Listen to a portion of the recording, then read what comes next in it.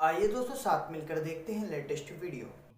एक तरफ इंडिया है जो कि फ्रांस के साथ स्ट्रेटेजिक पार्टनरशिप कर रहा है। और इस वक्त इंडिया के जो नेशनल सिक्योरिटी एडवाइजर हैं वो एक बड़ा हाई लेवल का डायलॉग कर रहे हैं फ्रेंच गवर्नमेंट के साथ, फ्रेंच नेशनल सिक्योरिटी एडवाइजर के साथ। और दूसरी तरफ पाकिस्तान है जो जहां पे इस बात पे बहस हो रही है और इस बात पे जो उलमा हैं, मौलवी हैं, टीएलपी के लोग हैं, वो कह रहे हैं कि फ्रांस से ताल्लुकात खत्म करो। ये है दो मुल्कों की कहानी। बेसिक एक डिफरेंस जो है ना कमर साहब, जो एनएसए में मैं आपको बताऊं कि हिंदुस्तान के अंदर जो एनएसए है ना, वो है नेशनल सिक्योरिटी एडवाइजर। और आपके यहाँ जो एनएसए है ना, वो है एनएसए यानी नॉन स्टेट एक्टर्स। और ये नॉन स्टेट एक्टर्स जो है ना, ये साथ में आप इस्टेब्लिशमेंट को भी जोड़ दें तो यहाँ जो है ना एनएसए की मीनिंग ही बदली हुई है आपने तो। G20 में किस तरह नरेंद्र मोदी और फ्रेंच प्रेसिडेंट एमेनुअल मैक्रोन जो थे वो शीरो शक्कर थे, और उन्होंने वहां पे भी कहा जी कि हमें एक कमिटमेंट करनी है, और वो है इंडो फ्रेंच स्ट्रेटेजिक पार्टनरशिप की कमिटमेंट इन इंडो पैसिफिक। क्योंकि हम ये जानते हैं कि इसराइल एक अनकंडीशनल फ्रेंड है, वो अपने आप को वो कोई कंडीशन नहीं लगाता है कि इंडिया की स्मार्टनेस आप चेक करें कि एक तरफ वो क्वाड के पार्टनर है जिसमें ऑस्ट्रेलिया, अमेरिका और जापान है, और दूसरी तरफ वो उसी इंडो पैसिफिक में फ्रांस के साथ एक सेपरेट डायलॉग कर रहे हैं। ये होती है ऑटोनॉमी। हेलो नमस्कार दोस्तों, स्वागत है आप सभी का हमारे यूट्यूब चैनल एसपी न्यूज़ 91 में। दोस्तों मैं शिवम। मैं आपको बता दूं कि जो अभी फ्रांस के स्वीडन में कुरान जलाई गई थी, उस पर जो पाकिस्तानी लोग हैं वो जो है प्रोटेस्ट कर रहे हैं। और एक तरीके से देखा जाए तो पाक पीएम अभी फ्रांस दौरे पर गए थे और उन्हें वहाँ पे एक छाते की भी व्यवस्था उनके लिए नहीं की गई।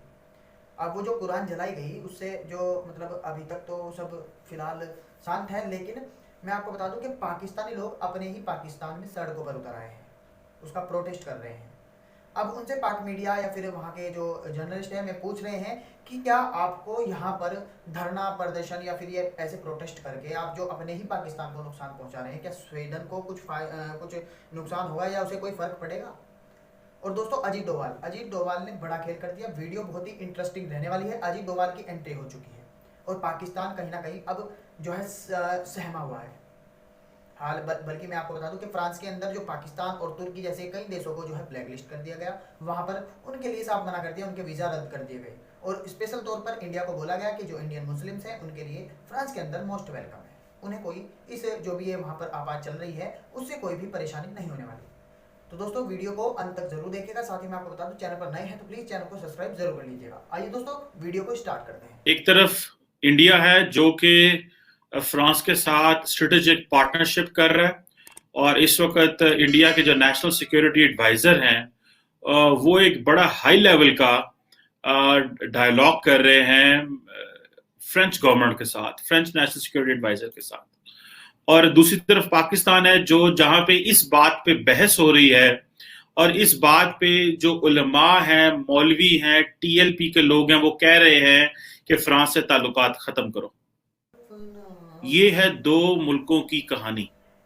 इस वक्त भी वो उलमा, वो मौलवी, वो टीएलपी जो पाकिस्तान की हुकूमत को कहती है फ्रांस के साथ ताल्लुकात खत्म करो, फ्रेंच एम्बेसी को बंद करो, फ्रेंच एम्बेसडर को यहां से निकाल दो, उन्होंने पाकिस्तान की जो मेन स्ट्रेटेजिक हाईवे है जिसको GT road, grand trunk road कहते हैं, उसको अभी इस वक्त भी ब्लॉक किया हुआ है। और उन्होंने हुकूमत को गन पॉइंट पे ये कहा है कि हमारे लीडर को भी छोड़ो और हमारे लोगों को भी छोड़ो, और हमें आप लोगों ने टीएलपी को दहशतगर्द जमात करार दिया है और बैन करार दिया, वो भी जो है वो अनफ्रीज करो, बैन हमारे से खत्म करो, वरना आपका मुल्क नहीं चल सकता। ये है दो मुल्कों की कहानी। और उधर देखें आप, वो इंडिया ने फ्रांस से राफेल 30 जो राफेल जहाज हैं वो तो लिए लिए हैं इंडियन एयरफोर्स के लिए, कुछ 36 एक राफेल फाइटर जो हैं वो उन्होंने फ्रांस से लिए, और एक बड़े पैमाने पे जो है वो डायलॉग चल रहा है।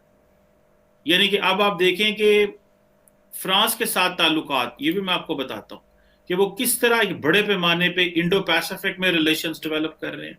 बायलैटरल रिलेशंस की आप बात कर लें दोनों ममालिक के, G20 में किस तरह नरेंद्र मोदी और फ्रेंच प्रेसिडेंट एमेनुअल मैक्रोन जो थे वो शीरो शक्कर थे, और उन्होंने वहां पे भी कहा जी कि हमें एक कमिटमेंट करनी है, और वो है इंडो फ्रेंच स्ट्रेटेजिक पार्टनरशिप की कमिटमेंट इन इंडो पैसिफिक।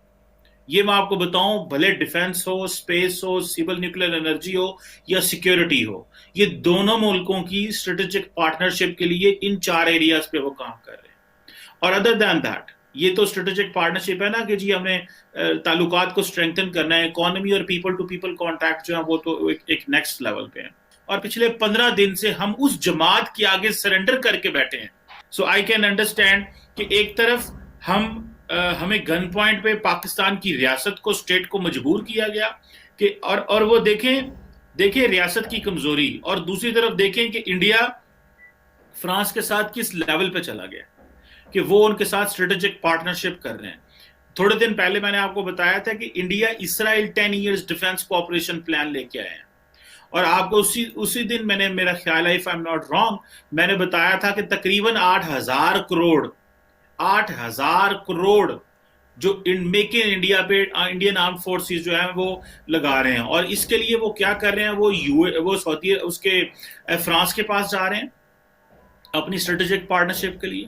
वो अफगानिस्तान के मौजू के ऊपर फ्रांस और इंडिया अपनी एक मौक़िफ़ अडॉप्ट कर रहा है। और अगर आपको याद हो कि जो फ्रेंच फॉरेन मिनिस्टर हैं, जब ये हालात खराब हुए फ्रांस के, तो बहुत सारे फॉरेन मिनिस्टर पाकिस्तान आए, लेकिन फ्रेंच नहीं आए थे।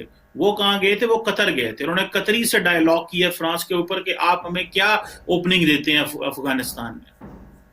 इंडिया की स्मार्टनेस आप चेक करें कि एक तरफ वो क्वाड के पार्टनर है जिसमें ऑस्ट्रेलिया, अमेरिका और जापान है, और दूसरी तरफ वो उसी इंडो पैसिफिक में फ्रांस के साथ एक सेपरेट डायलॉग कर रहे हैं।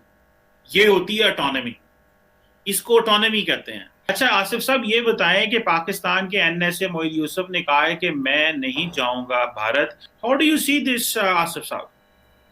कमर साहब, इंडिया जो है ना वो बहुत ही पीस लविंग कंट्री है, और इस तरह के बड़े एफर्ट्स इंडिया लगाते रहे हमेशा से, खास तौर से अपने पड़ोसियों के साथ जो उनके रिलेशंस होते हैं। अब अगर आज के इस बयान को देखा जाए, मतलब कल के आपके जो एनएसए हैं मोईद साहब, वो कह रहे हैं कि हम नहीं जाएंगे। दूसरी चीज ये है कि अगर वो नहीं जाते हैं तो उनके नहीं जाने से ये बताएं कि इंडिया का क्या नुकसान होने वाला, इंडिया को क्या फर्क पड़ने वाला। इंडिया देखें आज किस तरह से ग्लोबली पूरी तरह से ग्रो कर रहा है। इंडिया की मौजूदगी आप देखें कहाँ कहाँ है, किस तरह से और किस बराबरी के साथ है। बेसिक एक डिफरेंस जो है ना कमर साहब, जो एनएसए में मैं आपको बताऊं कि हिंदुस्तान के अंदर जो एनएसए है ना वो है नेशनल सिक्योरिटी एडवाइजर, और आपके यहाँ जो एनएसए है ना वो है एनएसए यानी नॉन स्टेट एक्टर्स। और ये नॉन स्टेट एक्टर्स जो है ना, ये साथ में आप इस्टेब्लिशमेंट को भी जोड़ दें तो यहाँ जो है ना एनएसए की मीनिंग ही बदली हुई है आपने। तो उसी सेम इस पे पैटर्न पे आपके तमाम लोग चलते, ये भी कह रहे हैं एब्सोल्युटली नो, हमें नहीं जाना। भाई आपके एब्सोल्युटली नो का क्या असर हो रहा है? आइसोलेशन में आप है, वो आपने देखा। जो मई 2014 में जो मोदी साहब प्राइम मिनिस्टर बने थे और नवंबर के बीच में इतना एग्रीमेंट्स साइन हुए थे जितने लास्ट 3 साल के अंदर इंडिया और इजराइल के बीच में साइन नहीं हुए थे। तो उतना ज्यादा जंप हुआ, क्योंकि हम ये जानते हैं कि इजराइल एक अनकंडीशनल फ्रेंड है, वो अपने आप को वो।